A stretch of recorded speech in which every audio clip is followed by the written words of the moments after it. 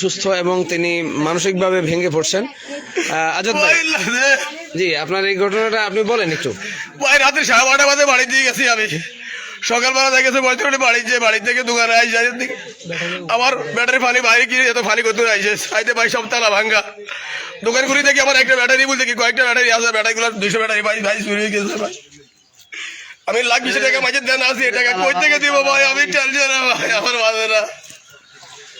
তো আপনি গেছেন 12টার দিকে? 12:30 গেছি। 12:30 তারপরে কোন সময় এই ধরনের ঘটনা ঘটছে? ভাই এটা আমি করতে পারবো না ভাই।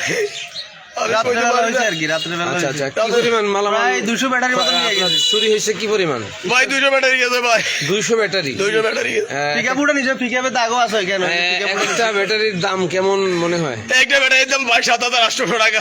আচ্ছা আচ্ছা, যে আমরা একটু দেখি। গাওয়ারুরে বলো দিল এখান থেকে নিয়ে গেছে না? এখান থেকে ভিতর থেকে সামনে এখান থেকে এই খামারটা পুরো ছিল।